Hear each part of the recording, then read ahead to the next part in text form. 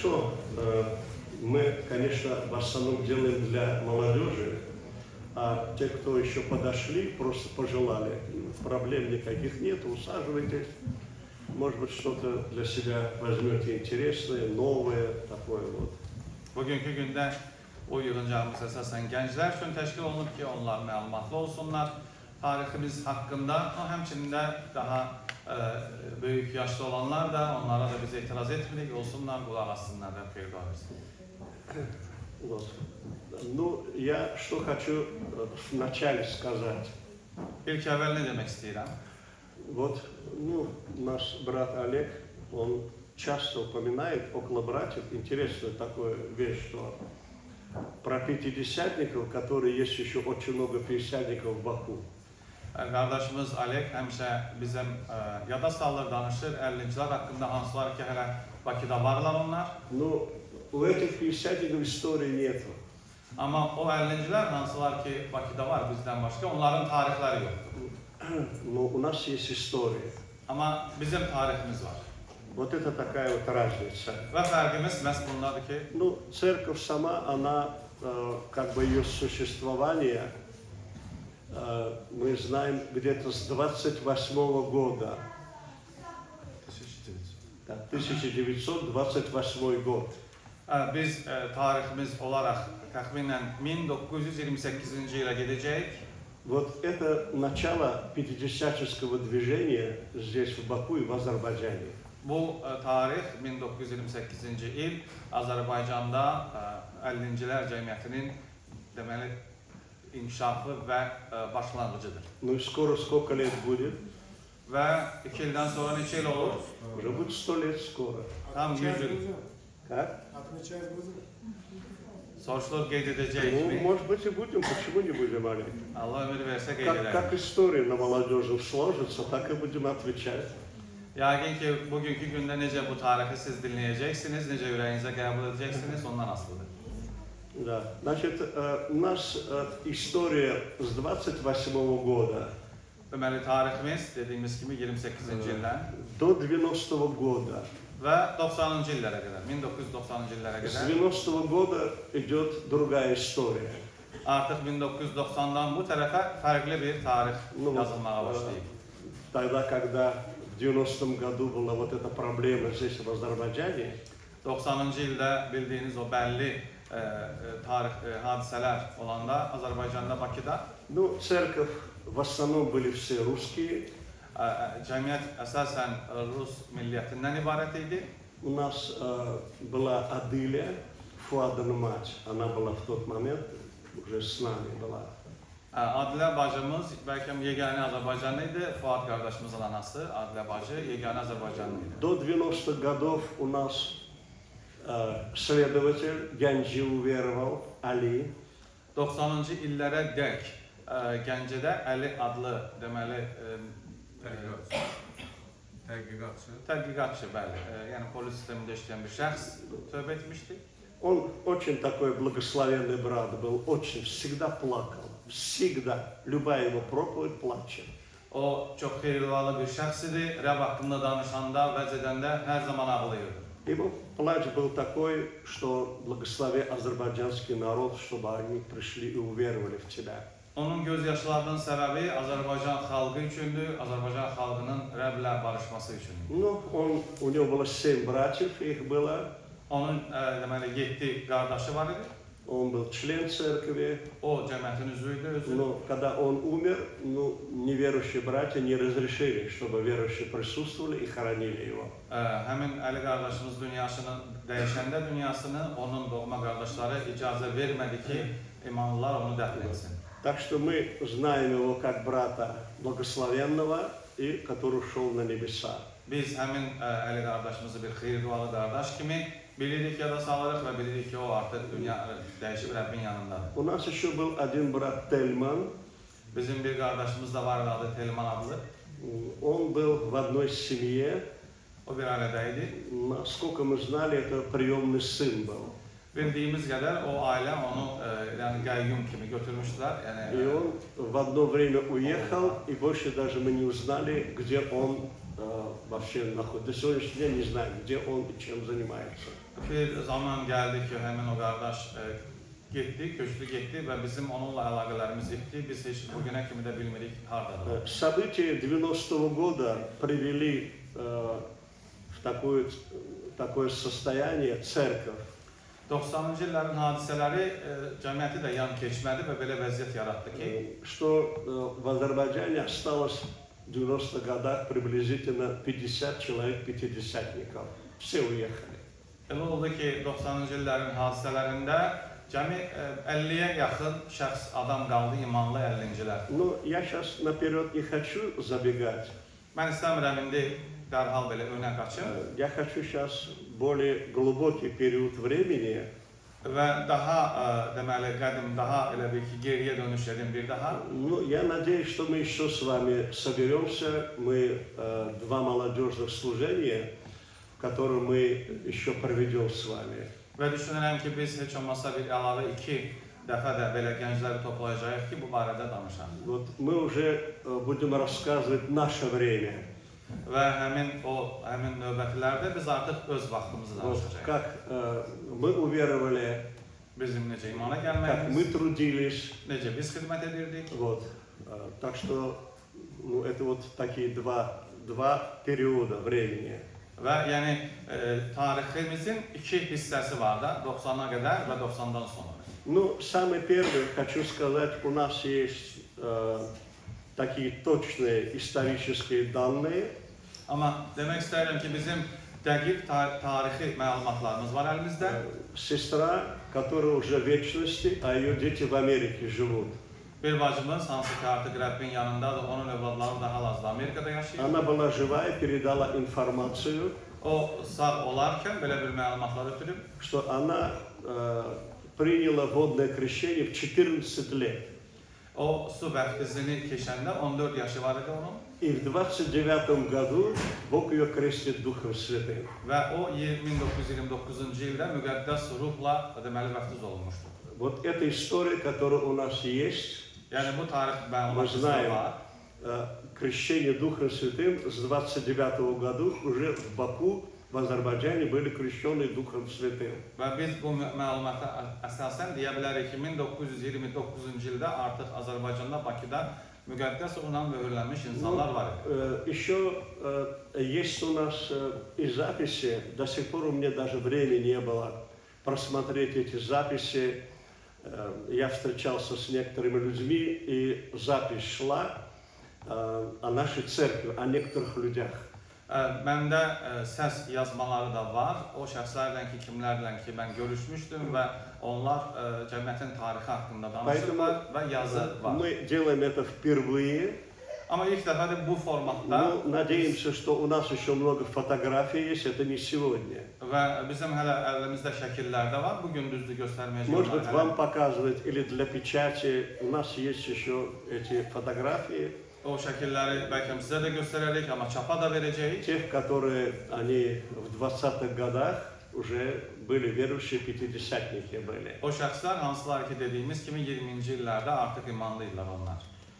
Значит, у баптистов тоже есть своя история. Baptistlərin də özlərinin tarixi var. Основа истории баптистов заключается, что где-то 800-е года, 1900-800-е года, да, 800-е. Deməli, onların da tarixinin əsasları təxminən 1900 və yaxud da 800-cü illərdə. Немцы на Поволжье, там были такие уверовавшие, один был брат Иван, его звали. Они очень проповедовали, благовествовали и только знали водное крещение. Yəni onların da tarixində var ki, Volqa ətrafı ərazilərdə Rusiyada yaşayıblar və bir nəfər qardaş, onlar yalnız su vəftizi bilirdilər. Вот, они проповедовали, и так вот по всему Советскому Союзу распространялось вот такое вот как бы Евангелие. Və onlar da yəni Allahın sözünü yaymaqda iştirak edirdilər və həmin o Sovet İttifaqı ərazisində onların da əməyi olub Rəbbin sözünün yayılmasında. Вот где-то, сейчас я вам скажу, Минута, ну. 1891 год. Deməli 1891-ci il Там такая вот ситуация была, она называлась Бакинская губерния, вот где мы сейчас проживаем с вами. təxminən o vaxtlarda Bakı quberniyası adlanırdı, yəni Bakı bu ərazilər. Ну, очень многих людей при царях, еще царская империя была, их сослали сюда, в Азербайджан. Və həmin tarixlərdə deməli Rus imperiyası, deməli Rusiya imperiyası mövcud idi və imanlıları bura onlar bir dustaq kimi göndərirdilər Azərbaycana. Вот, их ссылали здесь, и они вот так поселялись. Və onlar dustaq olaraq bura göndərilir, burada yəni məskən salırdılar. Это основа Малакани, основа. Həmin dustaqların əsas tərkibi Malakanlar idi. Потому что они здесь были больше 200 лет. Onlar bu ərazilərdə hardasa 200 ilə yaxın var idilər. И когда в России уже началось пробуждение, люди стали принимать водное крещение, Və Rusiya ərazisində artıq Rəbbin sözü yayıldıqda və insanlar su vəftizi keçməyə başlayırlar. то их высылали из России. Və onda həmin Malakanları Rusiyadan kənarlaşdırırlar. И поселяли в Грузии, в Азербайджане, в Армении, на Кавказе их много было. Onları Qafqaz ərazilərində yerləşdirirlər, yəni Qafqaz ölkələrinin hamısında. Вот. А потом уже люди, которых один, его звали Серебренников, фамилия его, Serebrennikov familiyalı bir şəxs, он так приезжает сюда, в Азербайджан, o Azərbaycana gəlir, заходит в малаканские общины Malakan cəmiyyətinə gəlir и начинает им говорить о водном крещении. və Malakan cəmiyyətində su vəftizi haqqında onlara məlumat verir. И так постепенно они уже, значит, уже люди уверовали, они назывались баптисты. Və oradan və yaxud da ki, başqa insanlar, yəni su vəftizini keçməyə başlayırlar və həmin onlar artıq baptistlər adını ilə yəni Вот. ki, yaşayırlar. В 20-х годах, вот кто по Заглыбу если едет, когда перед самым вокзалом, с правой стороны, какой там кинотеатр? Шафак или какой? Şafak. Deməli, Azadlıq prospekti ilə üzü aşağı gələndə 28 may, indiki 28-də, 28 maya çatmamış sağda Şafak adlı kinoteatr var. Это был баптистский дом. Həmin o ev, yəni baptistlərin evi idi. Там было где-то 100 человек только хор. Həmin orada bir 100-ə yaxın yalnız elə xor qrupası idi. Такая вот община, большая община была. Bax, belə bir qurum idilər onlar, baptistlər çox böyük bir qurum idi. Ну, я думаю так, давайте я как раз вот с нее, наверное, начну. Elə həmin onlardan da başlayaq sözümüzə. Вот 32 год. 1932 il. Из Одессы приезжает муж и жена, греки. В Баку приезжает. Arvad, Yunan, mənşəyəcə Yunan olan arvad У них gəlirlər Bakıya. никого знакомых не было. Odessadan gəlirlər onlar bura və burada tanışları yoxdur. Они нашли баптистский дом. Onlar gəlirlər həmin o baptist evini tapırlar. Это были пятидесятники. Onlar, o arvad, onlar 50-cilər idilər. Вот. Ну, они нашли, пришли, ну, так как обычно, такой порядок, молитву кто-то хочет, берет в церкви. Onlar gəlirlər, tapırlar həmin cəmiyyəti və orada belə bir adət var idi ki, kimsə istəyirsə səsini ucaldıb duanı götürə bilərdi. И вот этот грек, который приехал с Одессы, там, где началось движение, Воронаевское движение. Və Odessa şəhərində, hardakı Varanayev qardaşın, yəni ki, o xidməti başlayıb, oradan gəlmişlər onlar. Это 20-й год. Yəni 20-ci ildə deməli orada başlamışdı bu Когда proses. Бог посылает в страну Воронаева, и начинается крещение Духом Святым, очень изобилие, излияние Духа Святого. Yəni 1920-ci illərdə Varanayev qardaş göndərilir Rusiya İttifaqına və Rəbbin sözü vüsət alır və müqəddəs ruhla vəftiz olma, yəni daha da belə vüsət alır və insanlar dolur.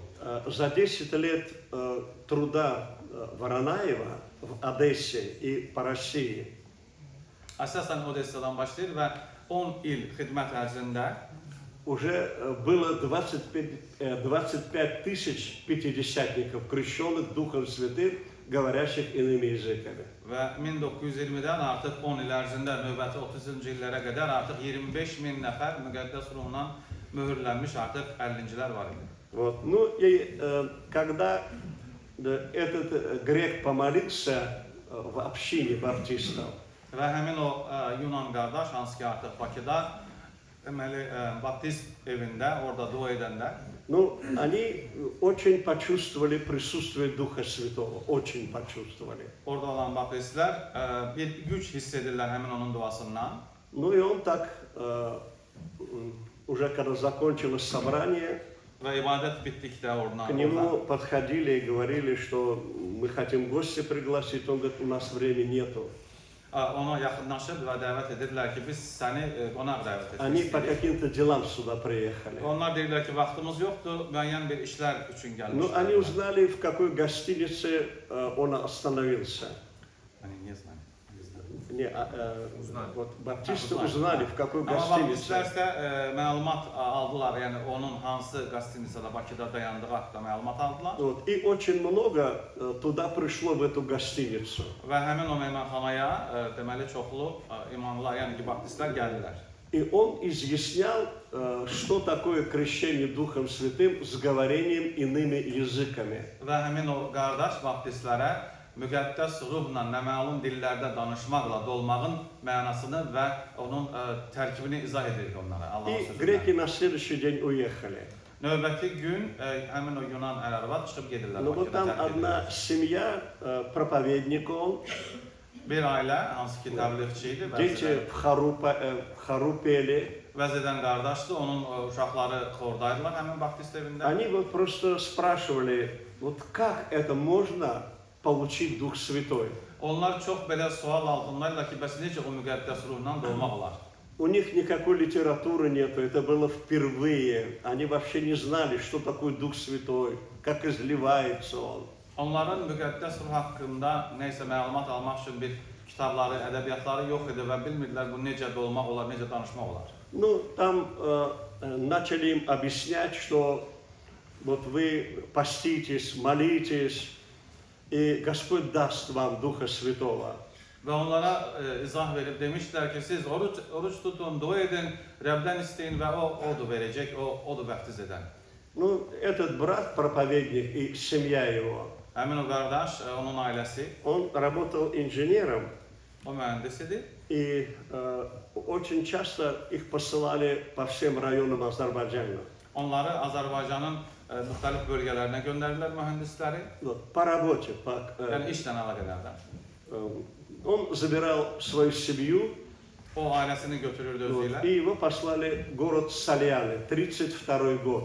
və 1932 il bəyək ki dediyimiz kimi tarixdə onu göndərdilər Salyan Ну, Они şəhərinə, когда rayonuna. приехали туда, им государство выделило очень большую квартиру. O oraya ezam olunur, onun üçün orada deməli ev, yəni ki dövlət tərəfindən ev ayrılır. Они поселились и помнили, что надо принять Дух Святой. Onlar ora gəlirlər, orada məskunlaşırlar, amma fikirlərində, yaddaşlarında qalıb ki, müqəddəs ruh vacib almaq. И вот эта семья, они назначают посты, молитвы и молятся о крещении Духом Святым. Həmin o ailə özü özlərində daxilində oruc, dua təyin edirlər öz ailələrində və bu haqda Rəbdən dua edirlər, istəyirlər. Город Сальяны, 1932 год. Yəni Salyan şəhərində 1932-ci ildə bu iş baş verirdi. Молятся один день, Bir gün dua edirlər, ничего нету. bir şey nəysə alınmır. Молятся второй день, İkinci gün dua edirlər, ничего нету. nəysə baş vermir heç nə. Жара была очень сильная в Сальяно, очень сильно. Və Salyanda üməm kim orada olub, çox isti olur adətən. Если яички закопать в землю, Əgər yumurtanı torpağa bastırsanız, то не надо было варить. onu pişirmək lazım deyildi. Вот такая жара была сильная. Yəni bu cür formada bir isti idi. В этой жаре они постятся, молятся без воды, без хлеба. Orucda necə adətən olur? Susuz, çörəksiz, onlar orucdadır. Как их научили? Bunları belə öyrədirlər. Молятся третий день, Üçüncü gün bunlar yenə də ничего не получается.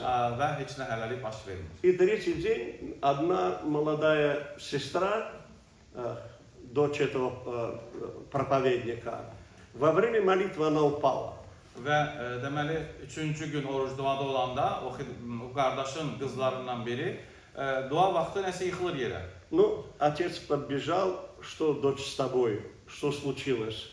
Qardaşımız, yəni atasıdır qızın, yaxınlaşıb ki, yəni narahat olur ki, qızına görə nə olub, nə baş verib? Она говорит, а вы разве не слыхали? Bəs deyək, siz də eşitmədiniz.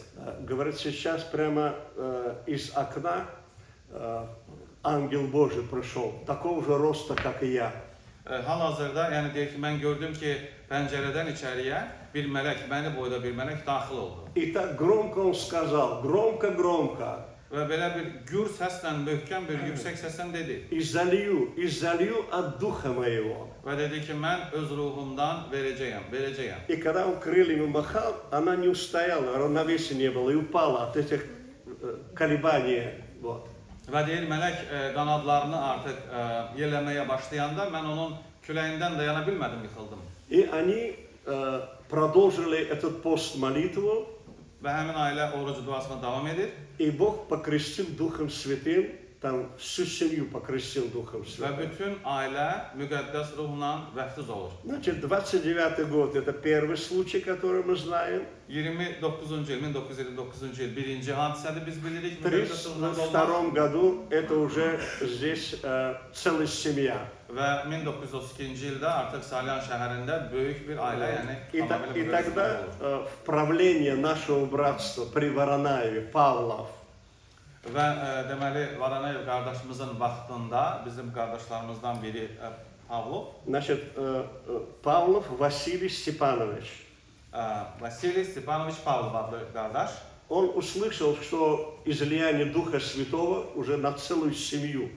O eşidir ki, deməli burada baş verib, deməli müqəddəs ruhla vəftiz, bütün ailə yəni vəftiz olunub Он приезжает в Баку, və o gəlir Bakıya, ну, там баптистскую общину. gəlir Baptist cəmiyyətinə. После они кораблем, они плывут в Сальяны. Onlar sonra buradan Salyana, yəni gəmi ilə gedirlər. А потом еще по Куре они плывут, пока не добрались до дома. Təzədən Kür çayının içi ilə onlar deməli qayıqda gedirlər ki, həmin evi tapsınlar. Ну, там уже ждали их, Orada yəni ailə gözləyir də там bu şəxsi стол накрыли. süfrəni açıblar. И он очень многих еще из баптистов взял, чтобы привез сюда в Сальяны. Yəni Beyər dediyimiz şəxs onlar Baptist cəmiyyətidir və özü ilə bir yerdə Baptist qardaşlardan da götürüb bura Ну так, gəlmək. они познакомились. Və onlar Вот, belə tanış где-то olurlar около ailə ilə. 40 человек там было помещение. Və hardasa 40-a yaxın deyir adam var imiş həmin günü. Он спрашивает, а где хозяйка? Кто здесь хозяйка? Və qardaş soruşur ki, bəs burada deməli xanım hardadır, evin xanımı hardadır? Сказали, хозяйка уже 4 месяца где-то, она болеет, лежит, не встает. Və deyir ki, həmin evin deməli xanımı, yəni o xəstədir, 4 aydır ki, xəstədir. Но он говорит, мы не будем кушать без нее. Və bu deyir ki, biz onsuz yemək yeməyəcəyik. Мы помолимся за нее, потом будем кушать. Biz onun üçün dua edəcəyik və sonra Так yemək yeyəcəyik. подходит, лежит женщина. Və gəlir, görür ki, qadın deməli uzanıb, xəstədir Он говорит, ты сколько лет верующая?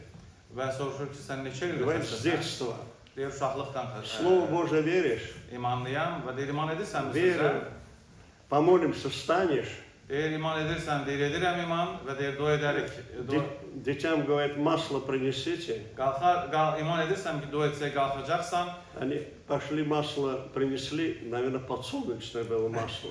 və uşaqlara deyirlər ki, gedin yağ gətirin, yəni ki, məhz yağını nəzərdə tutaraq bunlar da gedir nəsə bir yağ А gətirirlər. она лежит, сколько уже не кушала, худая-худая лежит вот так. Və bu xəstə deməli qadın artıq 4 aydır yemək yemir, yəni tam arıqdır. Но она говорит, больная, говорит, ну вы с дороги покушайте, потом будете молиться за меня. Və o xəstə qadın deyir ki, siz yoldan gəlmisiniz, yemək yiyin, sonra mənim üçün dua edərsiniz.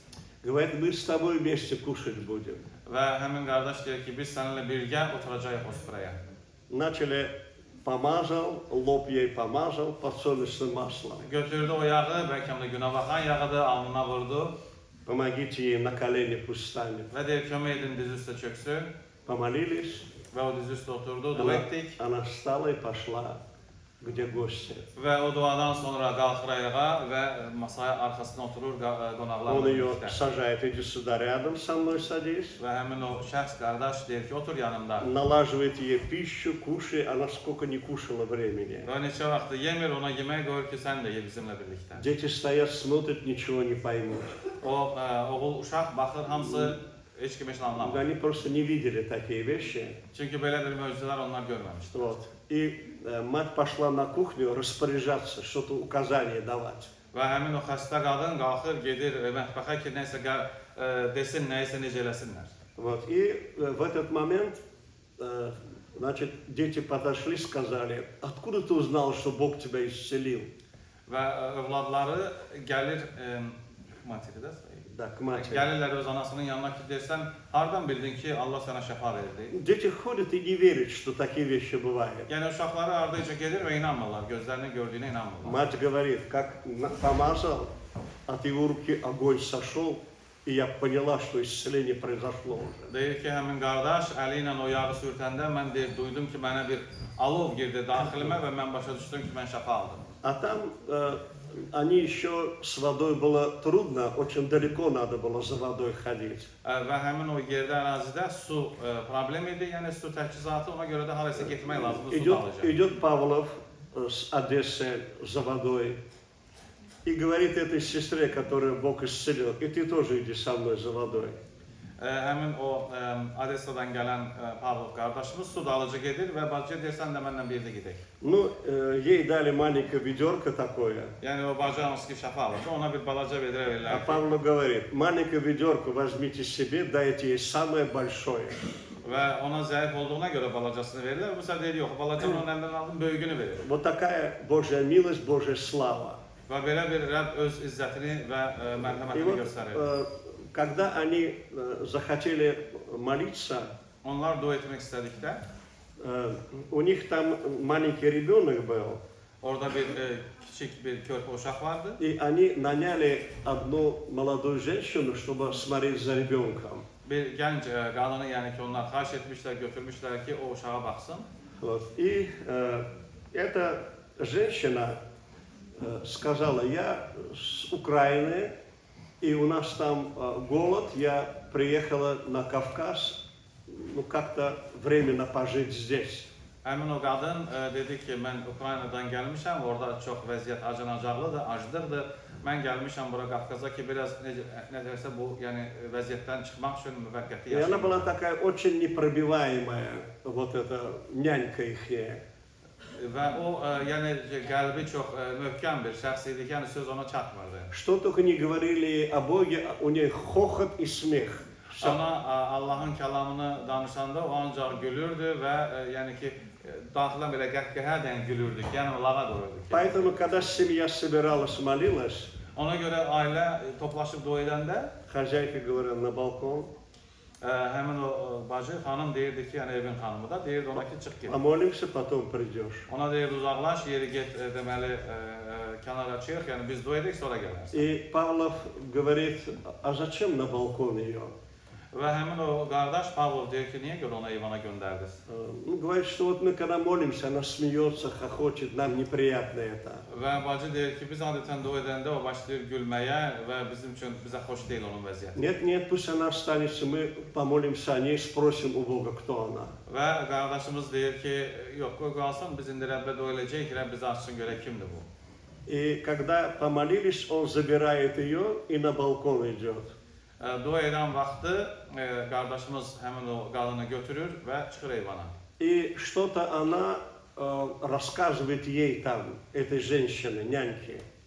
Ana, telefon. Нет, Павлов рассказывает этой женщине. Deməli qardaşımız onu götürüb eyvana çıxır və qardaşımız ona nə isə deyir. Ему открыл Господь, кто она такая есть. Yəni Rəbb Allah qardaşımıza açdı ki, o qadın kimdir, nədir, nəçidir. И она так балкон открывает, как начала орать. Я убийца, я убийца.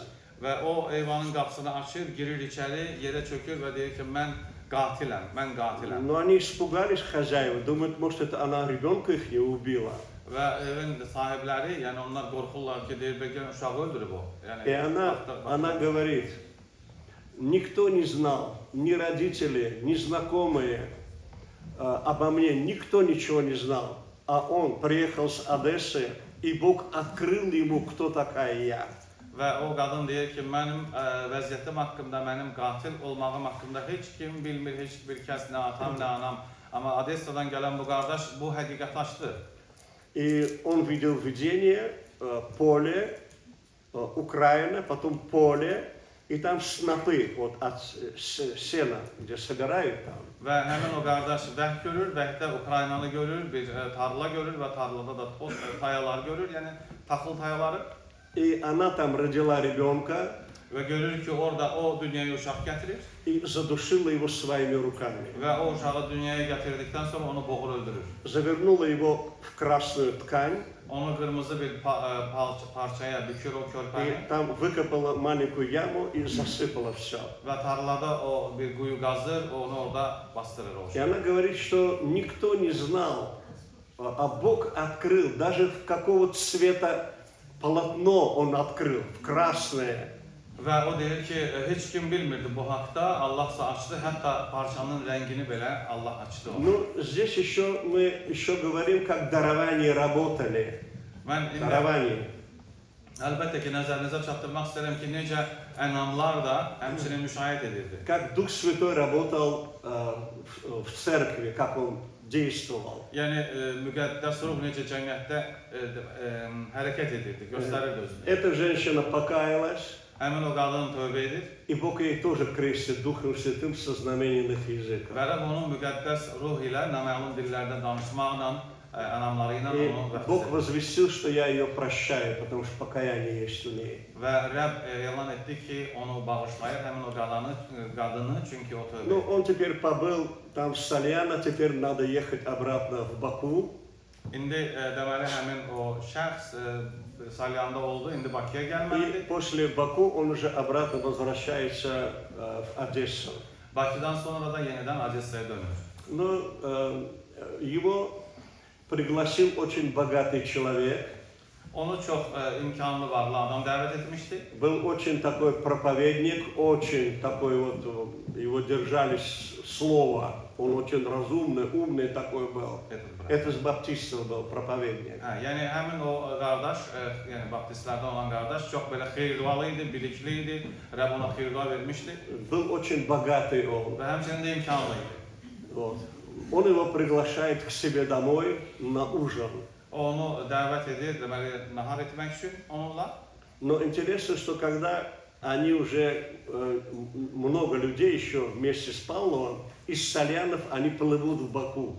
Pavlov qardaş ilə Salyandan Bakıya yenə də yəni gəmi yolu ilə onlar gəlirlər. И он так Bakıya. поднимается, где капитан. Туда вообще нельзя, ни входить, ни подниматься нельзя, под запретом. Və o qardaş deməli kapitan olan o göyərtəyə də qalxır. Ora deyir qadağandır, yəni qalxmağı Он kiminsə. поднялся туда, O qalxır ora. капитан сразу еще не успел сообразить, кто это, что это.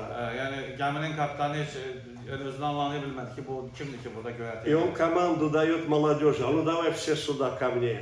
Və orada bütün gənclərə, yəni matroslara deyir yəqin ki, hamınız bura gəlin. Он говорит, мы хотим природу посмотреть, peyzaj посмотреть. Deyir ki, gəncləri çağırır ki, gəlin çıxın yuxarı, gəlin baxmaq istəyirik ümumi.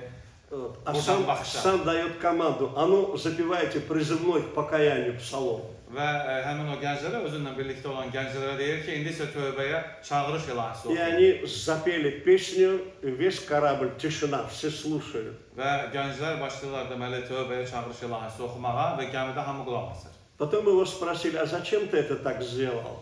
Ondan sonra soruşurlar ki, niyə üçün sən belə etdin? Он говорит, что ни один из них не скажет, что я не знал тебя. Onlardan heç biri heç zaman deyə bilməyəcək ki, mən səni tanımamışam. Все они слыхали, что есть такие верующие, которые воспевают Бога. Yəni onlar Rəbbə deyə bilməyəcəklər ki, tanımırıq. Çünki belə bir imanlılar gördülər ki, hansı ki Rəbbi izzətləndirir. Это будет им для свидетельства. Bu onlar üçün şahadətlik olacaq. А теперь он прибывает в дом богатого человека.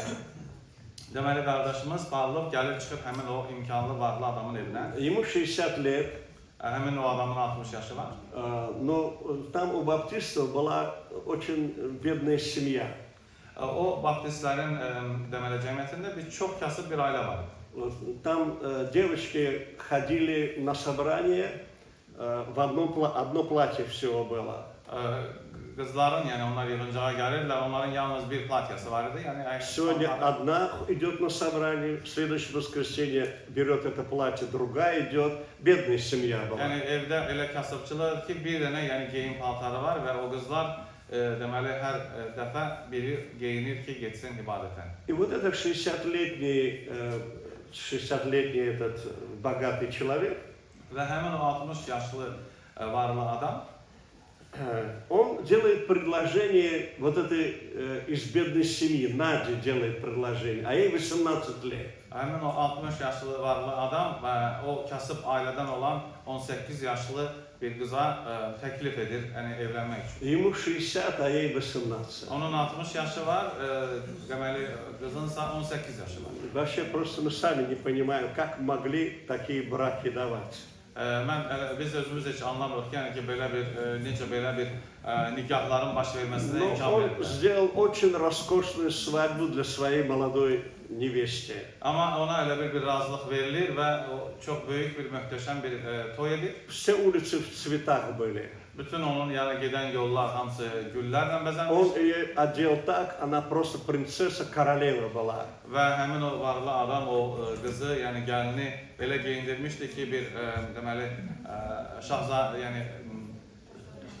şahzadəyə oxşuyurdu. Вот. И была очень роскошная свадьба. Və çox bir möhtəşəm bir toy məclisi keçirmişdi. И вот Надя приходит в его дом.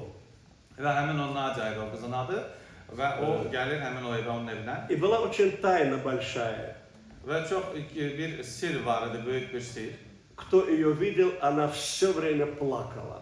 Bir sir ondaydı ki, kim o qızı, gəlini görürdüsə, o ağlayır demiş. Вот. Не знали, почему она плачет. Heç kim anlaya bilmədi niyə ağlayır. Вот. И когда пригласили Павлова в эту семью, этот богатый человек, Və o varlı adam Pavlovu çağıranda, öz evinə dəvət edəndə заказал посуду, фаянсовая посуда такая роскошная. orada çox bahalı bir qab-qacaqlar sifariş etmişdi həmin o süfrə ilə əlaqədar. Там все гости картины рассматривали, мебель рассматривали, это очень богатый человек был. Yəni o insan o qədər varlı idi ki, onun evində çoxlu şəkillər, maraqlı bir əşyalar var idi, hamı baxırdı. Ну, он вот так сказал, вот, значит, у нас дорогой гость из Одессы Павлов, поэтому пусть он помолится за пищу. Və həmin o varlı adam deyir ki, bizim bir əziz qonağımız var Odessadan, Pavlov deməli adında qardaşımız qoy, o xeyir dua istəsin süfrəyə. Ну, Павлов встал, чтобы помолиться за пищу. Və həmin qardaş qalxır və süfrə üçün dua edir И потом резко останавливает молитву, və qəfil dayanır, duanı saxlayır присядьте, və deyir oturun hamınız. и говорит, мы в этом доме кушать не будем. Və deyir ki, biz bu evdə yemək yeməyəcəyik. Мне Бог открыл, Mənə Rəbb açdı ki, что ты черный ангел, dedi ki, sən qara bir mələksən и у тебя вот за этим ковром есть потайная комната. və səndə bu xalçanın arxasında bir gizli otağın var. И ты там проводишь черной магии сеансы. Və sən həmin orada o otaqda qara magiya, yəni ki, o seanslar keçirirsən, yəni qara qüvvələrlə əlaqəli. И Надя сразу, его жена, упала без сознания.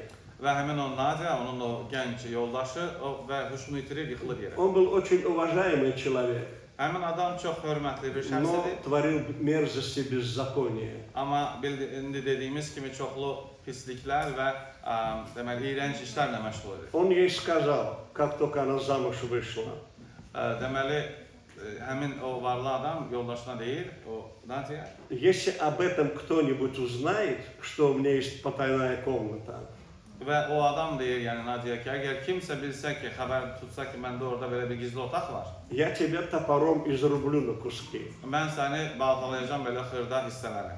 И вот Павлову он говорит, мне Господь открыл, Və həmin o qardaş Pavlov deyir ki, mənə Rəbb açdı. показал тебя, что ты есть черный ангел. O mənə səni göstərdi ki, sən bir qara mələksən. И дальше говорит, что столько людей, этих детей, которые приводил ты в дом, они все становились одержимые, бесноватые, эти дети, Və deyir ki, покалеченные. sən həmin o seanslara dəvət etdiyin o uşaqlar, nə qədər sən dəvət eləmişsən, onların hamısını deməli cinə tutulurlar və onlar hamısının həyatı bərbad olur. И Павлов говорит, что ты похулил Духа Святого, Və qardaşımız Pavel o həmin o şəxsə deyir ki, sən müqəddəs ruha da küfür и тебе eləmirsən нет прощения ни в всем веке, ни в будущем, и смерть твоя будет ужасная. və deyir ki, sənin nə bu dövrdə, nə də gələcək dövrdə bağışlanman yoxdur və ölümün də dəhşətli Гости olacaq. все встали и ушли. Və bütün qonaqlar həmin o süfrədən qalxırlar, çörək yeməmiş çıxırlar. Но после, удивительно, после свадьбы он сделал путешествие в Москву. Maraqlı odur ki, yəni toydan sonra həmin o birisi varlı şəxs И Moskvaya в этом отпуске уже Надя приезжает оттуда, крещенная Духом Святым, со знамением иных языков. və səyahət edir və deməli Nadia artıq həmin o səyahətdən müqəddəs ruhla vəftiz olunmuş qayıdır. Ну, проходит несколько дней. Bir neçə gün keçir, Бог вступается с ним в суд. Rəbb Allah həmin o şəxslə artıq Он mühakimə около edir onu, дома упал на улице, mühakimə edir onu və evinin yanında стал черный, o yıxılır yerə как və будто ток его ударил. elə bil ki onu cərəyan vurub qapqara qaralır. И люди proходили, ни один не остановился. İnsanlar da onun yanından keçir, heç kim də dayanıb ona əl И vurmur. несколько дней он вот так лежал на улице, никто не подходил к нему. Və o bir neçə gün elə küçədə qalır, deməli heç kim ona da yaxınlaşıb əl vurmur həmin Вот. adama. Ну вот что мы делаем урок такой. Və biz bundan Значит, 29-й год, мы знаем информацию, первый крещенный Духом Святым. biz indi belə bir xırda qısa xülasə edək. 1929-cu ildə ilk müqəddəs ruhla vəftiz olma, В Сальянах, значит, там семья получила крещение Духом Святым. Səlyanda deməli ailə müqəddəs ruhla tamamilə bütövlükdə vəftiz olunur. И уже начиналось очень большое движение вот на территории всего Азербайджана. Və artıq oradan Azərbaycan ərazisində artıq müqəddəs ruhun hərəkatı başlayır. Значит, это те, которые были прежде вас. Yəni bu o şəxslərdir ki, sizdən əvvəl onlar mövcud idilər. Это ваши отцы, ваши матеря, Bunlar sizin ata-analarınızdır. которые проносили эти трудности, переживания, переносили. Onlar bu çətinlikləri və deməli həyəcanları yaşayıblar keçmişdə. Ну вот я второе еще хочу кое-что рассказать вам. Və indi sizə ikinci başqa bir məlumat vermək istəyirəm. Вот. Значит, это было царское время.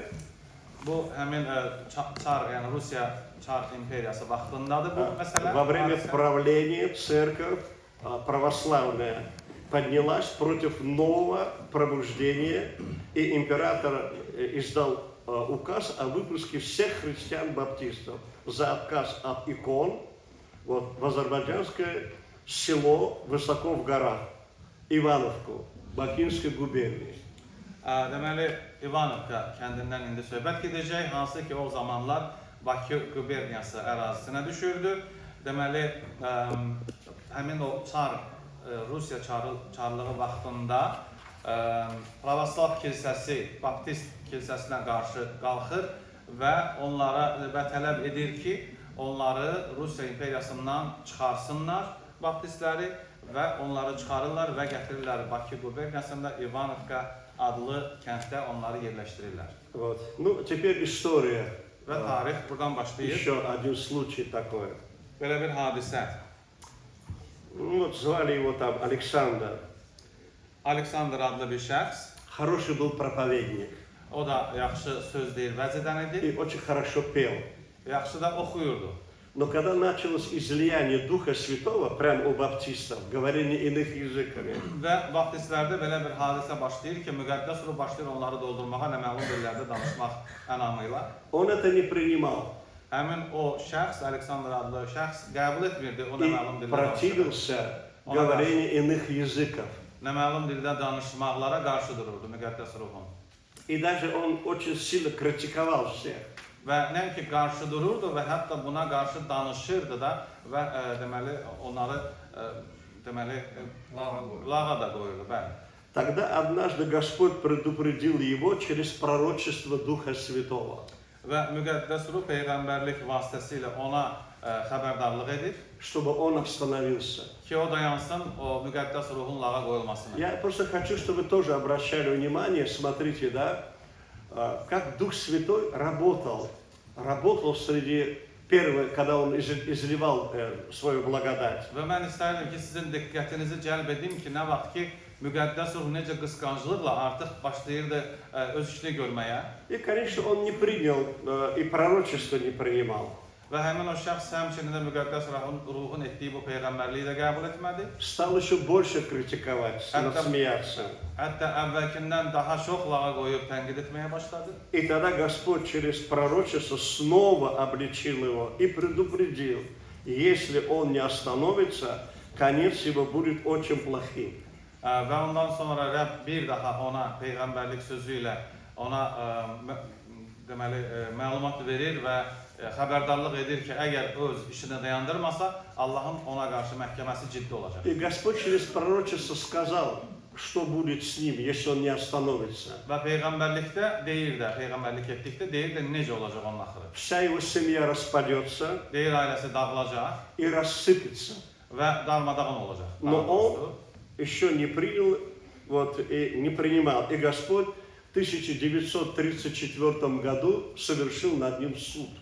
Və bu hadisə deməli o qulaq asmadığından, itaət etmədiyindən peyğəmbərliyə 1934-cü ildə, yəni bu hadisə, bu məhkəmə baş verir onun üzərindən.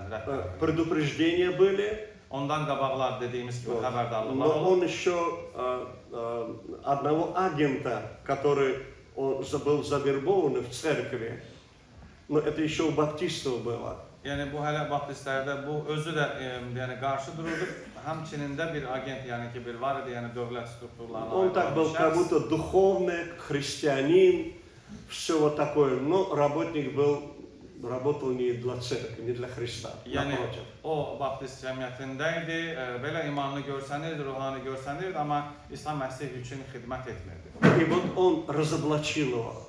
Və deməli müqəddəs ruh onu həmin o şəxsi də həmçinin deməli onun içini açır və onun haqqında da məlumat verir. Моя бабушка знала этого человека.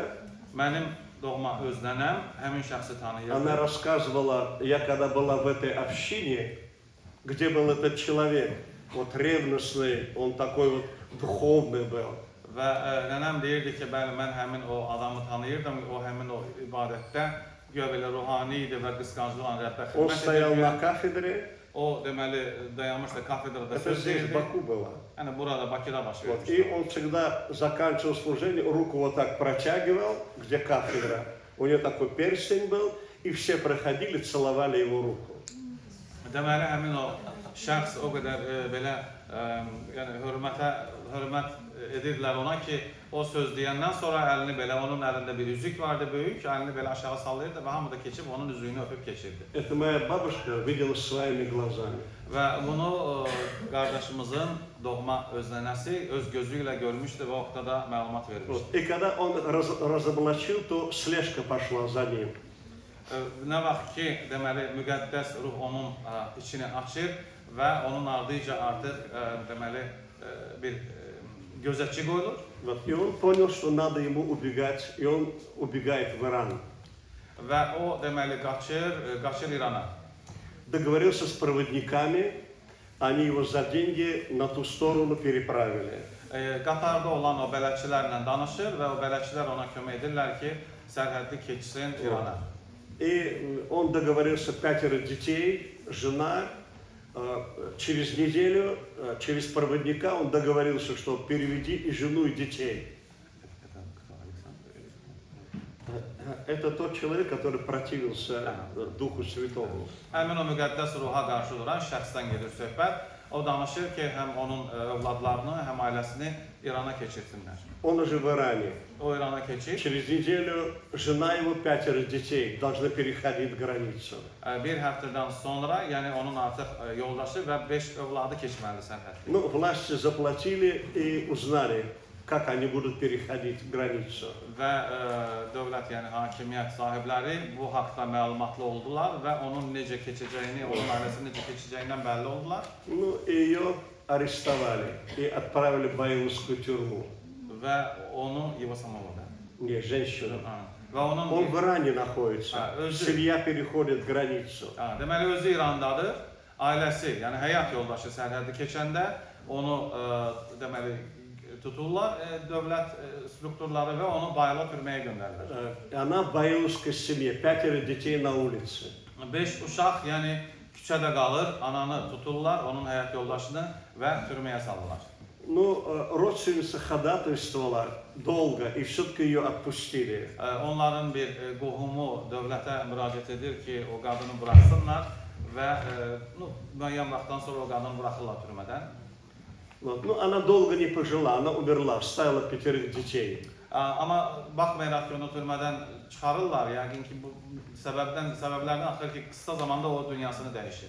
Дети все ушли в mир. Və uşaqlar sözsüz ki, qalırlar başsız və hamısı dünyada yaşayırlar. Семья распалась. Rəbdən uzaqda, ailə dağılır bu formada. Исполнилось все, что Дух Святой заранее предупредил и возвестил ему. Он сам умер в Иране, никто о нем ничего не знает, где он и что он. Yəni həmin o şəxs bayaqdan da dedik, yəni o İvanovkadaydı, qarşı dururdu, sonra İrana keçir və o İranda ölür, onun haqqında məlumat yoxdur. Вот это такая история над людьми, которым Бог сказал: остановись, не критикуй Дух Святой. Yəni bu dediyimiz məlumat tarix odur ki, nə vaxt ki müqəddəs ruh məlumat xəbərdarlıq edir ki, mənə qarşı Но durma. они продолжали это делать. Amma o insanlar qulaq asmırlar, onlar davamlı edirlər işlərini И Бог совершил этот суд. və Rəbb bu cür formada öz məhkəməsini və qəzəb deməzdi, məhkəməsini onların üzərində edir. Так не устали? Yorulmamısınız hələ? Но что-то вам интересно узнать об Бакинской церкви? Yəqin ki, maraqlıdır da, bizim Да. Брат Володя, ты тут слишком далеко. cəmiyyət haqqında məlumat bilməyiniz ümidvaram maraqlıdır. Но ты слушай, ты должен рассказывать. Тогда я сейчас еще один случай расскажу, а потом уже ты будешь уже. Давай, готовься. İndi biz bir məlumat da sizə verəcəyik, ondan sonra yer verəcəyik qardaşımız Valodya. O da Так, danışır. еще рассказываю, значит, случай. Yenə də bir hadisə danışacağım sizə. Значит, один брат, Половин Михаил, Половин фамилия его. Mikhail Palovin adlı bir qardaş. Это Валера, мы его зовем Самурай, а так Левченко он фамилия. Это по ихней части, вот. Bizim Valera qardaşımız var, biz ona Samuray deyirik, amma familiya Levchenko familiyalı Значит, qardaşımız. это его дядя. Həmin o qardaşımızın dayısı Bansuda. Как? Bansuda. Я не знаю, там по отцу, по матери. Axır ki, yəni ya əmisidir, ya da dayısıdır, yəni. Значит, это материал передала его дочь, Половина Миши. Ее дочь, Люба, она работала в аэропорту врач. Потом она была в старой церкви в Киеве. По-моему, она даже еще живая, я не знаю. Нету ее, да? Но она передала материал о своем отце. Bizə bu məlumatı, yəni həmin bu qardaşımızın, Mikhail qardaşımızın doğma qızı bu məlumatı verib, onun atası haqqında, öz atası haqqında. Ну вот что она передала, вот. Значит, Михаил служил в armии в Баку, Солянская казарма. Deməli, Mikhail qardaş Bakıda hərbi xidmətdə olub, Salyan kazarmasında, yəni bildiyiniz yerdə o. И оттуда постоянно ходил очень далеко пешком на служение. Deməli, o Salyan kazarmasında o xidmət keçib və oradan həmişə xidmətə yığıncaqlara gedirmiş. Учился нефтяной институт. У нас сколько человек закончили? Много закончили. Azərbaycanda bildiyiniz bugün Neft Akademiyası, deməli o vaxt Neft Kimya Sanayi deməli institutu. Значит, он очень грамотный был, я его помню. Он закончил 2 института. Да, я помню его, да.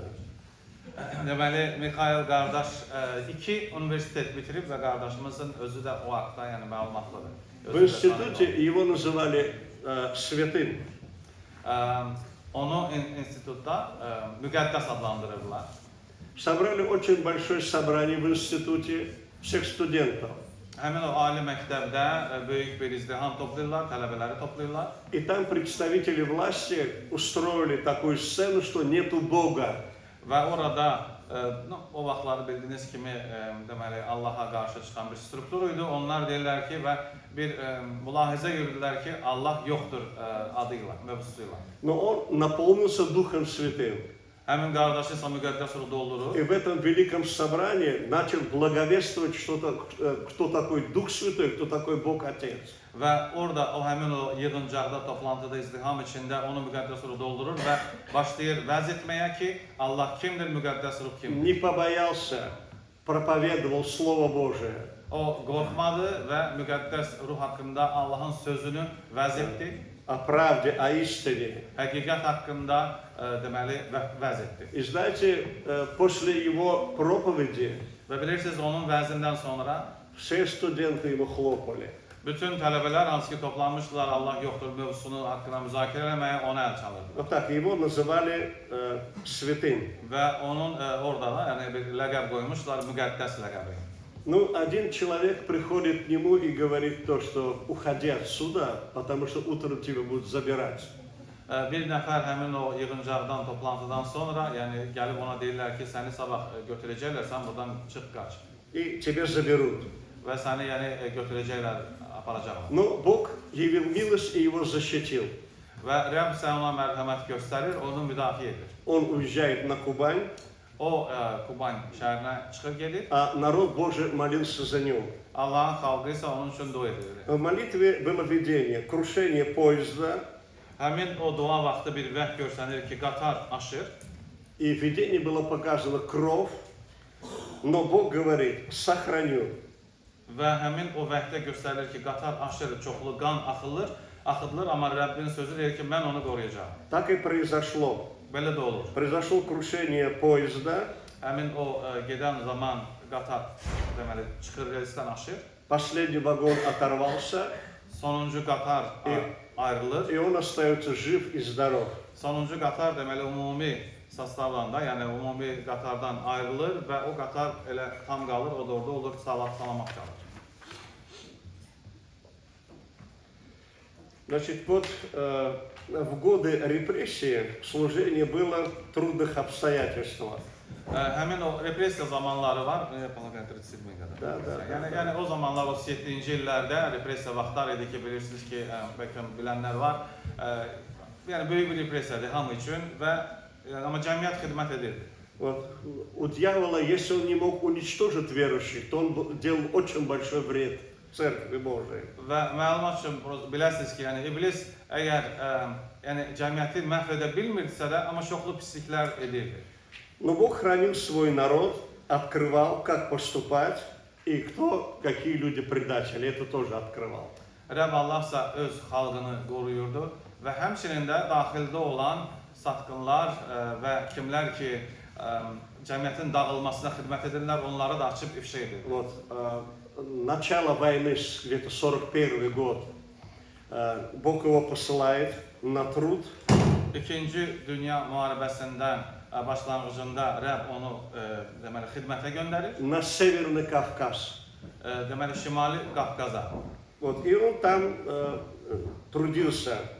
Və o orada, yəni xidmət edirdi həmin qardaşımız. Собирались они по ночам, в подвалах, Toplantılar əsasən gecələrdə və zirzəmilərdə keçirdi. под постоянными облавами. Onlar daima əlbəttə ki, onları güdürlər tutmaq üçün. проверками. Həmişə bir yoxlamalar baş И verir. был приказ, больше троих нельзя собираться. Və belə bir qərar o vaxtları çıxmışdı ki, yəni bir yerdə 3 nəfərdən çox toplanmasın. Вот в середине войны Бог открывает, ведет его на труд в Грозный. Müharibənin tam ortalarında Rəb onu Grozny şəhərinə göndərir, Çeçenistan. И Бог повелел ему, чтобы он в Грозном вошел в собрание баптистов. Və orada baptistlər var idi. Rəb ona deyir ki, həmin baptistlərin yığıncağına get. Там есть мои души. Və orada deyir, mənim möhürlədiyim, mənim seçdiyim adamlar var. Но его приняли. Bu gedir ora, onu qəbul Вот. edirlər. Он, во-первых, был очень способный, одаренный человек был.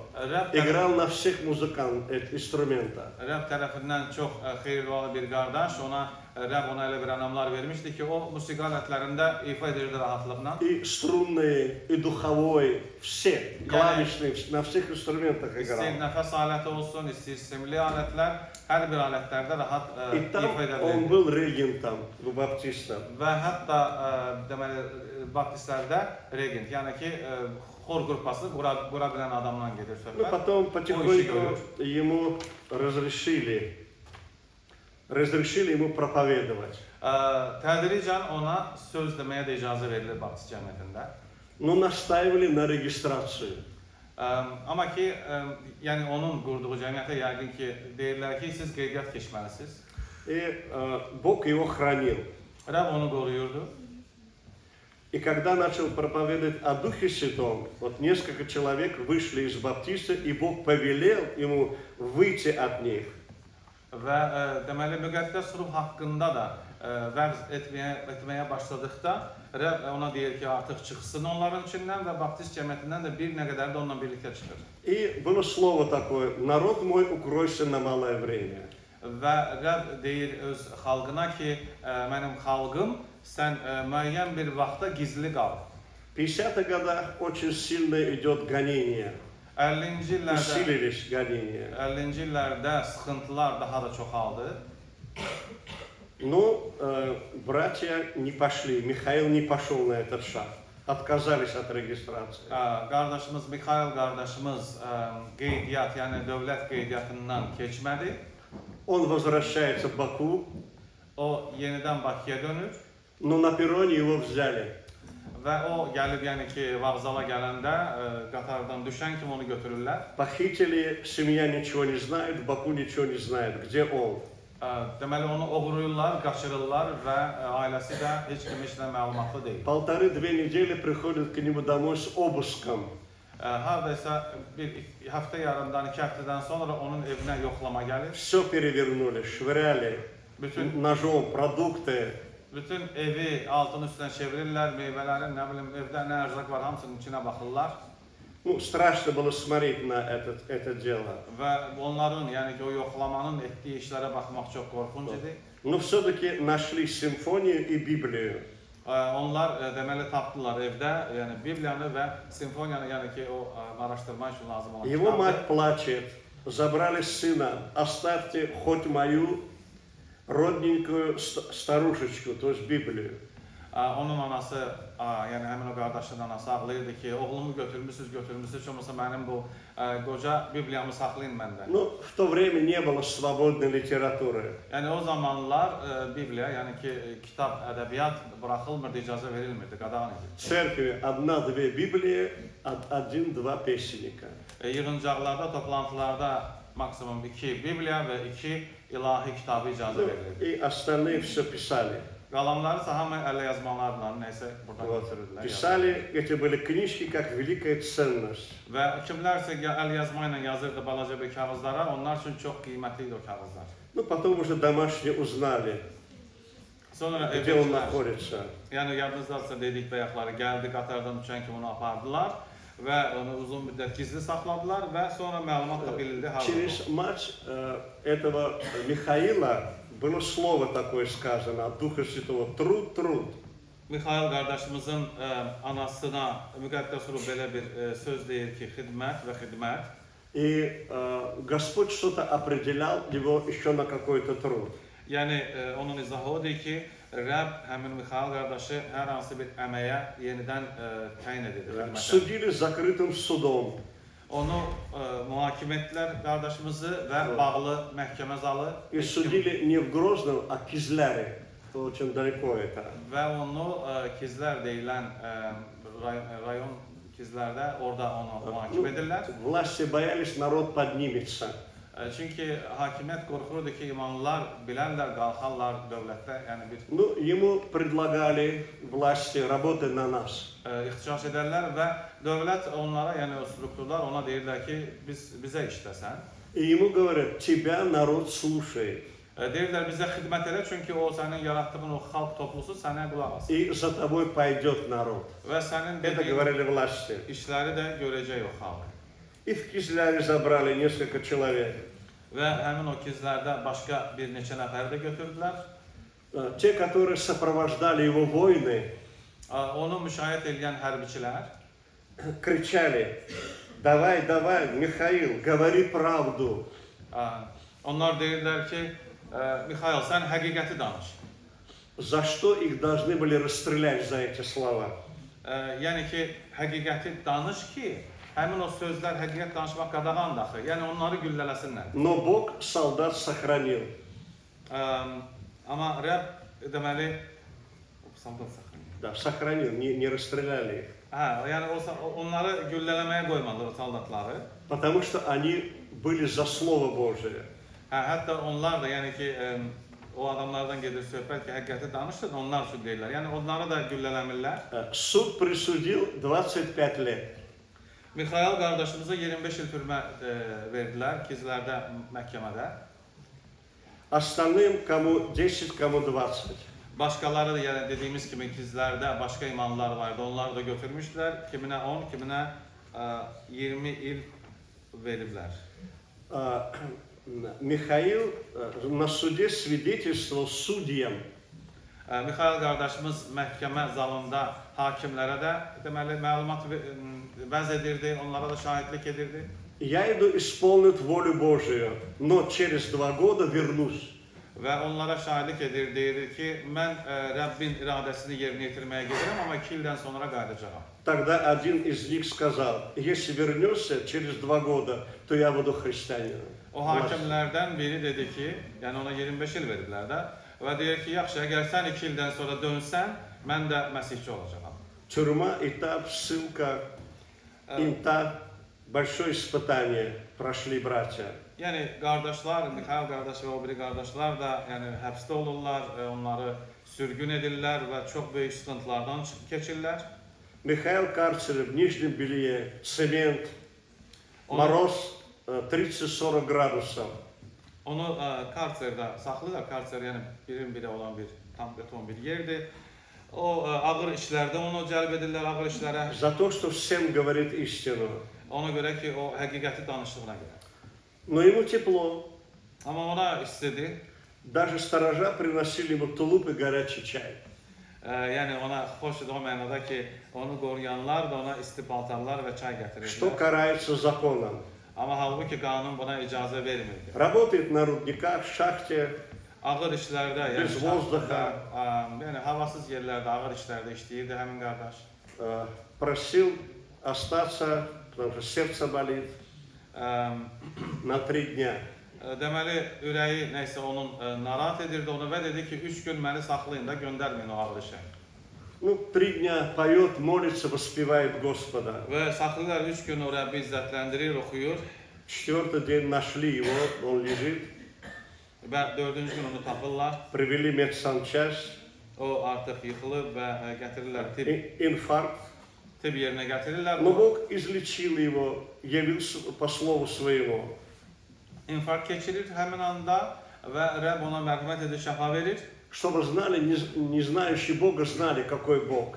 Ki Rəbbi bilməyənlər, tanımayanlar bilsinlər Rəbb necə möcüzəlidir. Вот профессор, политик, Bir professor, siyasətçi притесняет Михаила в бараке, в зоне.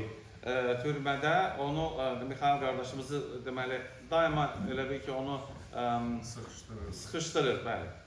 А вор в законе сажает их друг против друга.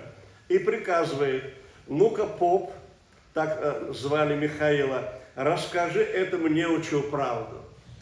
Və orada olan belə deyək də qanuni oğrular deyirlər, yaxud da ki, kriminalın ora avtoritetləri bunların ikisini, biri professordur, biri də ki, imanlı Mixail qardaşı deyir ki, indi buna o professora həqiqəti başa sal. Собрались большая аудитория зэков, из ученых, разбойников, но Бог дал победу над слушавшей, воскликнул, кто слушали, есть правда. Bunlar yəni böyük bir deməli mübahisə kimi elə bir mülahizə eləmək üçün, daha doğrusu belə tete-a-tete belə bir söhbət eləmək üçün bunları yığırlar, hamı yığılır baxmağa ki, bu Mixail qardaş, bu birisi professorla, yəni bunlar imansızlardı. Bunu necə kim kimi necə sındıracaq deyirlər, belə deyək. И там эти разбойники каются и образуется община верующих. Və deməli qardaşımız sözsüz ki, Rəbb müqəddəs ruhu ilə izahını verir, ona həqiqəti başa salır və hamı da belə sevinir və həmin o həbsxanada çoxlu insanlar iman edir. В трудные обстоятельства собирались братья, иногда и сестры, из колючей были на служении, за колючий провод, но были в служении. Bu ərəfələrdə ümumiyyətlə sıxıntılar ərəfələridir. Ona görə həmin ərəfələrdə həm qardaşlar, həm də bacılar o tikanlı məftillər arxasında olurlar. Yəni həbsxanalarda həm qardaşlar, həm bacılar var idi. Amma yığıncaqları keçirdilər orada. Даже делали и водное крещение там в зоне за колючей проволокой. Və hətta həmin o tikanlı məftillər arxasında su vəftizini də keçirməyə bacarırdılar. Вот. 2 года каторги и свобода. 2 il qardaşımız belə bir çətin yol keçir və 2 ildən sonra ona azadlıq verirlər. Вот Бог открыл, если что 25 не будешь сидеть, 2 года отсидишь, потому что труд есть там. Çünki Rəbb dedi ki, 25 il oturmayacaqsan, 2 il oturacaqsan, çünki həbsxanada xidmət var. Бог хранил жену и 3 детей. Rəbb onun ailəsini, həyat yoldaşını və 3 övladını qoruyurdu. Дети считались враги народа. O uşaqlar 3 övladı xalq düşməni adını almışdılar, onlara vermişdilər, xalq düşmənidirlər bunlar. Никакого общения с ними. Yəni onlarla ünsiyyət qurmaq, yəni qanuna qarşı idi. Все от них шарахались, как от прокаженных. Yəni bütün insanlar onlardan uzaq qaçırdılar, elə bir ki, düzanlıdılar. И на улице, и в школе. Həm məktəbdə, həm də küçədə bu iş baş verirdi. Насилие над душой каждого ребенка. Deməli, hər bir kəsin ürəyində, yox, hər bir uşağın ürəyində bu yük var idi. Послали в школу одного представителя власти. Məktəbə deməli, hakimiyyətdən adamlar göndərirlər. Математика. Riyaziyyat dərsidir. Весь урок только о том, чтобы были пионеры, одевали галстуки. Bütün riyaziyyat dərsidir, amma ki, dərsdə yalnız necə pioner olmaq və necə o pioner qalstukunu taxmaq haqqında söhbət gedir. И так было полгода. Каждый день математика идет. Və tam yarım il, amma riyaziyyat dərsində elə bunlar baş verirdi. Но Бог давал мудрость 12-13-летним отвечать им и как вести себя. Yəni həmin uşaqlar üçün bu işi görürlər ki, onlar imanlıdırlar, onları pioner eləsinlər və Allah yoxdur dediyi bu teoriyanı qəbul eləsinlər. Михаил дома. Qardaşımız Mixail Через некоторое время едет на совещание к братьям в Караганду и потом Мары, Туркмения. Deməli o artıq evə buraxıldığından sonra gedir Türkmenistanda Marı deyilən şəhərə. В Грозный по приезду его опять сажают на домашний арест. Müəyyən vaxtdan sonra, yəni daha sonra Türkmenistandan qayıdır yenidən Groznyaya, onu yenidən tuturlar və artıq ev dustaq edirlər. Под окнами ходит агент Толик, звали его. Və onu ev dustaq etdiyindən, yəni evinin qarşısına da həmçinin də bir nəzarətçi qoyurlar. Михаил приглашает Толика и беседует о правде, и он не противится истине.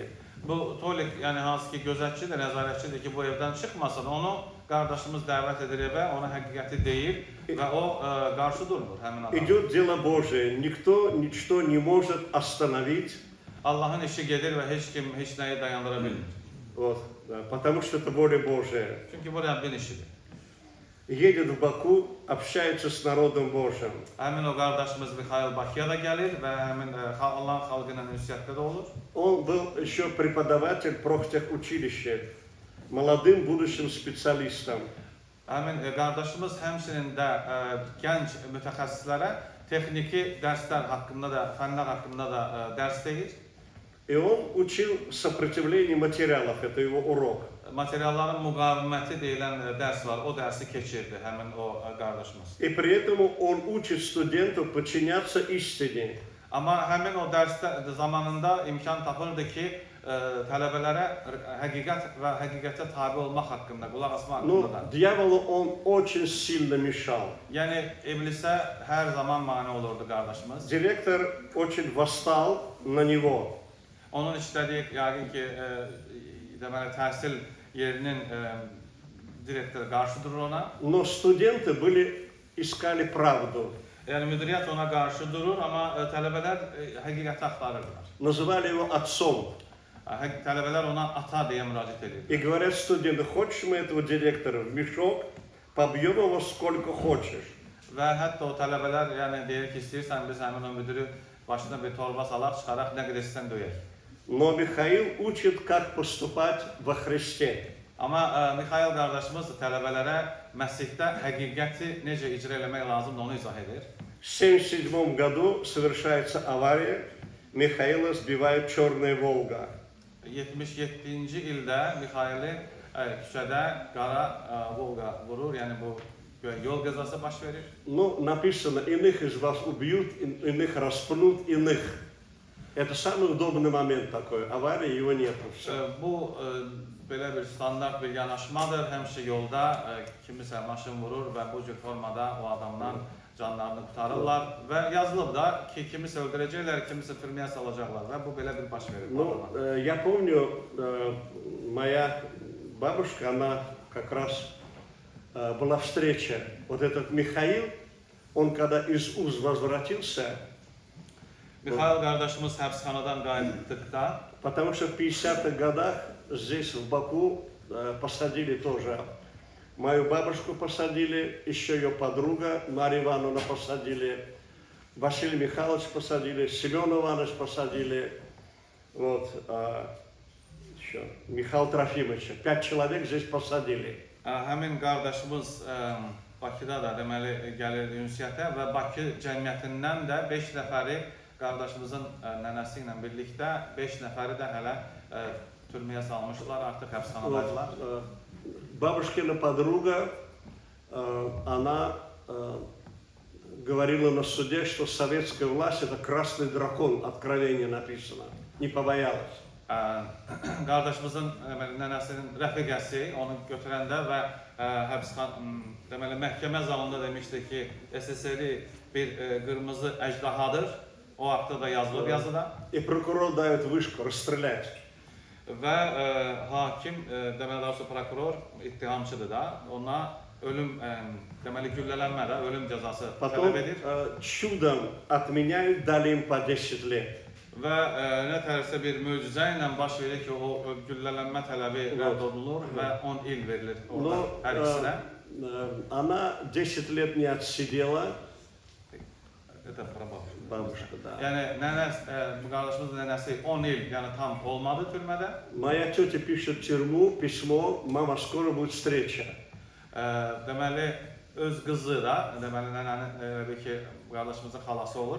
Yazır anasına ki, ana biz çox az keçmədən görüşəcəyik. Но она говорит, как это? Мне же 5 лет остается сидеть еще. Həmin anda nənəsinin hələ 5 il var idi ki, hələ türmədən çıxmağına. И в Москве правительство Малиновское уже немножко дали свободу для верующих, и их отпустили. Və belə bir şey baş verir ki, Moskvada biraz elə bir ki, boşluq və azadlıq vermək istəyirlər iman deməli yerlərinə, iman cəmiyyətlərinə və beləcə bacını azad edirlər türmədən. Но Господь сказал им, что идете в тюрьму, будет большая награда вам за ваш труд. Və Rəbb Allah bacılarımıza deyir ki, sizi türməyə gedirsiniz, amma sizin mükafatınız böyük olacaq. За 7 лет ей было открыто, что ее ожидает тюрьма. türməyə götürülməmişdən, yəni bu məhkum olmamışdan 7 il öncə ona artıq məlumat verilmişdi, rəb açmışdı ki, sən hələ mənim üçün türmədə əzab И вот çəkəcəksən. перед тем, чтобы посадить, она видит видение. Вот такая решетка, и она за этой решеткой. Və hətta onu artıq məhkum etməmişdən əvvəl də bir qısa zamandan əvvəl artıq ona vəhlə görsənir ki, bir deməli türmə deməli rişotkaları ki, yəni ki sən artıq hazır ol, sən türməyə gedirsən. Вот, и только она uspела литературу собрать и в печку. Горит все. Və onu sözsüz ki dalıca yəni gəlirlər və bütün ədəbiyyatını götürür, atır, yandırır. Yəni bunun hamısını gizlətmək. Жена прокурора послала ему слово и сказала: не делай зла этим людям. Həmin o ittihamçı prokuror hansı ki güllələnmə tələb edirdi, onun həyat yoldaşı prokurora göndərir ki, xəbər ki, onlara pislik eləmə o insanlara. И жена прокурора сказала своему мужу: я во сне много пострадала за этих верующих людей. Və həmin o prokurorun həyat yoldaşı da deyir ki, mən yuxuda, rüyalarımda çox əzablar çəkdim həmin o adamlar üçün ki, sən onlara qarşı idin. Но все равно он по 10 лет дал. Amma yenə də ona baxmayaraq 10 il hədəsinə iş kəsir həmin adam. Но через несколько дней все газеты города Баку писали, какой страшной смертью умер этот человек, который по 10 lет dal. Amma bir neçə gün əvvəl həmin o prokuror haqqında artıq qəzetlər yazmağa başlayırdı ki, necə dəhşətli bir ölümlə həmin adam öldü. Вот. Ну, она была одарованная бабушка. Deməli, qardaşımızın nənəsinin ənamları var idi, yəni ki, Rəbb ona xeyir dua vermiş ənamlı idi. Вот, например, перед тем, чтобы ей проснуться, Yəni səhər tezdən oyanmamışdan əvvəl она, Бог открывает ей видение, сновидение. Rəbb ona yuxuda göstərir. Вызывает ее начальник тюрьмы Deməli, türmədə olarkən danışaraq bu и söhbəti. во сне задает ей 5 вопросов. Yuxuda, deməli, yatarkən hələ həbsxanada deyir ki, yuxu görür. И она 5 ответов отвечает во сне. Yuxu görür ki, onu tədqiqatçı çağırır, 5 sual verir, o sualları görür və o sualların cavabları da ona göstərilir. И когда просыпается, говорит своей подруге: сегодня на допрос. Və o oyandıqda yanında olan deməli rəfiqəsinə deyir ki, bugün bizi çağıracaqlar. Откуда ты знаешь? Deyir, hardan bilirsən? Бог открыл. Deyir, Rəbb məni açdı. Вызывает ее начальник тюрьмы. Və türmənin rəisi çağırır onu. 5 вопросов во сне, которые задал он ей теперь наяву задает вопросы. Yuxuda ona açılan 5 sualın hamısının bir o həmin türmənin rəisi ona verir. 5 ответов, которые она во сне отвечала, она ему ответила теперь O наяву. sualların 5 cavab hansı ki ona verilmişdi artıq yuxusunda, rüyasında həmin cavabları da verir o suallara. Вот. И я помню, встреча такая была, когда вот в 50-х годах Баку посадили, Грозном, Кизляре посадили. Və 50-ci illərin içində, yəni ki, Bakıda, Qroznada, Kizlərdə belə bir imanların hamısını türmələrə saldılar. Вот. И при мне, я помню, когда Миша приехал в Баку, Mənim yadımdadır, hələ mən yəni tam özümün öz yaddaşındadır ki, Mixail. да, Михаил, Yəni həmin qardaşımız Mixail Bakıya gəlmişdi и она говорит: расскажи, что ты делал в тюрьме. və deməli nənəm ona deyir ki, danış görüm türmədə, yəni həbsxanada nə iş görürdün? Я, говорит, подхожу к клубу, возьму гитару и начинаю петь там псалмы. Mən deyir, türmədə deyir, gitara götürürdüm, orada onların yayın bir toplantı yeri vardı, deyir, orada başlayırdım ilahı oxumağa. И зэки вокруг меня собираются и сидят и слушают песни. Və həbsxanada olan deyir, o başqa dustaqlar gəlirlər, toplaşırlar, qulaq asırlar mənim oxuduğuma. Она, бабушка, молится в тюрьме и говорит: Господи, чем занимаются мои братья в тюрьме? Və eləcə də nənəm deyir, dua edirdi həbsxanada ki, Rəbbim, həbsxanada olan o birisi qardaşlarım nə işlə məşğuldur? И она видит видение, что stoит Михаил, Və o bir vəh görür özü, nənəsinin вот, özü и у görür. него много сена много. Görür ki, Mixail qardaşı oturub, Mixail qardaş və deməli, ot qarşısında ot qayaları И çoxdur. столько овцы вокруг него, и он их кормит. Və elə bil ki, samandır da, hər yer samandır və quzular da o samandan yeyirlər. Она говорит: я тебя так и видела, мне Бог открыл, чем ты занимаешься. Və bu həmsə həbsxanadan sonra baş verən görüşdən gedir söhbət, deyir ki, mən elə də sənin haqqında görmüşdüm Она ki, молится за другого брата. və deməli, başqa bir qardaşın dua А edir. чем занимается вот этот брат? Bəs yaxşı o birisi qardaşın nə işləmək? И видит черная накидка на нем. И он сидит вот так, накинулся черным и спокойно сидит. Və o qardaş haqqında görür ki, qara bir örtük də həmin qardaşın üstündə, o örtüyün altında da oturub. Так, это те, которые вот маленькие очерки, маленькие, которые прошли прежде вас. Bu dediklərimiz xırda, yəni çox belə balaca qısa bir xülasələrdir ki, hansılar ki mən sizə dedim keçmişdən. Библии нету, Евангелия нету. O zamanlar nə vaxt ki müqəddəs kitab yoxdur. Ночью собираются, притесняют, сажают в тюрьмы. Gecələr toplaşırlar, sıxıntılar içində və bunlar zirzəmidə toplanırlar. А они делали дело Божие. Və onlar Rəbbin işini davam edirlər, görürlər. Вы понимаете, что они делали дело Божие? Yəni siz ümidvaram ki, anlaya bilirsiniz ki, onlar Rəbbin işlərini görürlər. Свою жизнь они не планировали. Yəni onlar öz həyatlarını planlaşdırmırlar ki, sabah nə olacaq? Они ее поставили на алтарь, отдали ее во власть Бога. Onlar öz həyatlarını Rəbbin qurbangahına qoydular və onu Rəbbə verdilər. Так, немножко я отдыхаю. Давай,